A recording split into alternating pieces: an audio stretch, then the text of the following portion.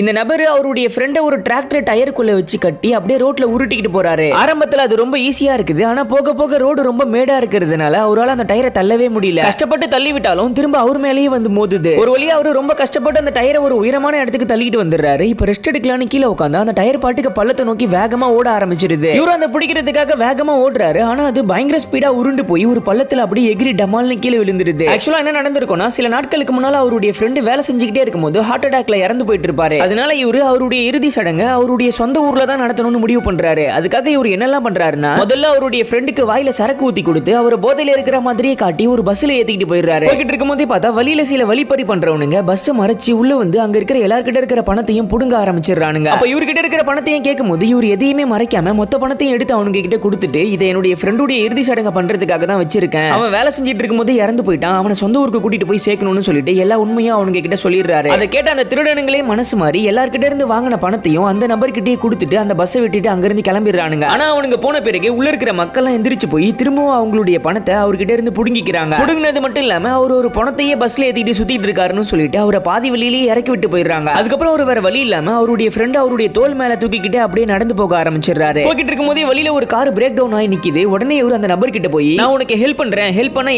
என்னுடைய ஃப்ரெண்டையும் இங்க இருந்து கூட்டிட்டு போறியான்னு கேக்குறாரு. அதுக்கு அவனும் சரின்னு ஒத்துக்கிறான். ஆனா இவரு ரொம்ப கஷ்டப்பட்டு வண்டியை தள்ளி ஸ்டார்ட் பண்ண பிறகு அவருக்கு ஹெல்ப் பண்ணாமலே அங்கேயே விட்டுட்டு அப்படியே கிளம்பிடுறாரு. அதுக்கப்புறம் இவரு வேற வழி இல்லாம மறுபடியும் அதே மாதிரி அவருடைய ஃப்ரெண்ட் தோல் மேல தூக்கிக்கிட்டு நடந்து போக ஆரம்பிச்சிடுறாரு. ரொம்ப நேரமா இதே மாதிரி டிராவல் பண்ணிக்கிட்டே இருக்கிறதுனால அவருக்கு பயங்கரமா பசிக்குது. ஆனா சாப்பிடுறதுக்கு ஒண்ணுமே இல்ல. அப்பதான் வழியில ஒரு இடத்துல ஒரு நபருடைய இறுதி சடங்கு நடந்துகிட்டு இருக்கும். அதை பார்த்த உடனே இவரு நம்ம அதுல கலந்துக்கிட்டு அங்க போய் சாப்பிட்டுட்டு வந்துடலாம்னு சொல்லிட்டு அவருடைய ஃப்ரெண்ட வயலுக்கு நடுவுல சோளக்காட்டு பொம்மை மாதிரி நிக்க வச்சுட்டு போயிடுறாரு. போய் நல்லா சாப்பிட்டு முடிச்சிட்டு அங்கிருந்து ஒரு தள்ளுவண்டி மாதிரி ஒன்னு எடுத்துக்கிட்டு அதுல அவருடைய ஃப்ரெண்டை வச்சுக்கிட்டு தள்ளிட்டு போக ஆரம்பிக்கிறாரு. ஆனா வேகமா இழுத்துக்கிட்டே ஓடுனதுல அந்த வண்டியுமே ஒரு பள்ளத்துல போய் விழுந்து டயர்லாம் தனித்தனியா போயிடுது. அதனால அவரு என்னடா இது எல்லாமே நமக்கு இப்படி நடக்குதுன்னு சொல்லிட்டு சோகமா போய் ஒரு இடத்துல உட்காந்துட்டு இருக்கும்போது தான் அவருக்கு ஒரு பெரிய டயர் கிடைக்கும். அதுக்குள்ளதான் அவருடைய ஃப்ரெண்டை வச்சு உருட்டிக்கிட்டு வந்திருப்பாரு. அதுவுமே இப்போ உருண்டு போய் டமால்னு கீழே விழுந்துட்டு இருக்கும்.